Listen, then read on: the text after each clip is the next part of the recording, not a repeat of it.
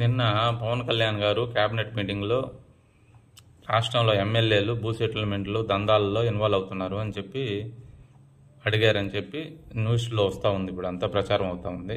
అది వాస్తవం ఖచ్చితంగా. అది ఇప్పుడు తెలిసింది పవన్ కళ్యాణ్ గారికి నిదానంగా. అది ఎప్పటి నుంచో ఉంది. ఒక భూ సెటిల్మెంటే కాదు, చిన్న దాంట్లో కూడా వెళ్ళి పెట్టేస్తున్నారు.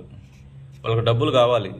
ఎందుకు కావాలి అంటే పార్టీ అధినాయకులు సీట్ ఇచ్చేటప్పుడు కోట్లు కోట్లు తీసుకుంటారు. వాళ్ళు మళ్ళీ ఎలక్షన్లో విన్ అయ్యేదానికి కొన్ని కోట్లు ఖర్చు పెట్టాలి.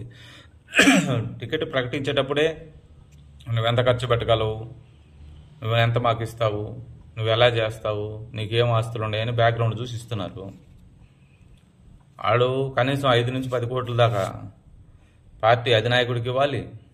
మళ్ళీ వాళ్ళకు 10 కోట్లు ఖర్చు పెట్టుకోవాలి. ఒక 20 కోట్లు తక్కువ అంటే 15-20 కోట్లు ఖచ్చితంగా ఖర్చు పెట్టాలి ఎలక్షన్లో వాళ్ళు గెలవాలంటే. వాళ్ళ దగ్గర ఉండవు.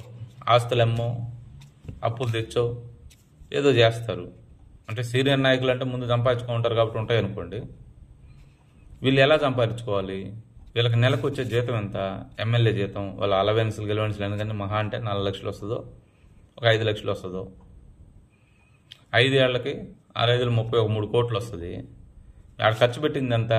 మళ్ళీ ఎలక్షన్లో గెలవాలంటే ఇంకొక 30 కోట్లు సంపాదించుకోవాలా? ఏం చేయాలా? ఎలా చేయాలా? ఎలా వస్తాయి డబ్బులు?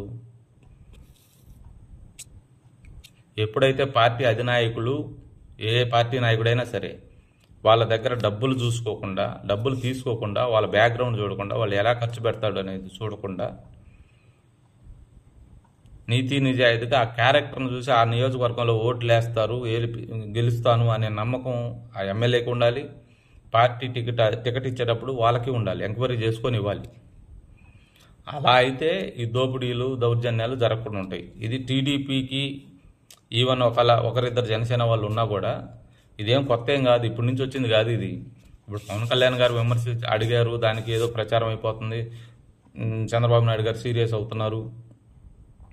అదంతా పవన్ కళ్యాణ్ గారు అడిగింది వాస్తవం. చంద్రబాబు నాయుడు గారు ఎమ్మెల్యేలను పిలిచి సీరియస్ అవుతున్నారు అనేది చుమ్మా.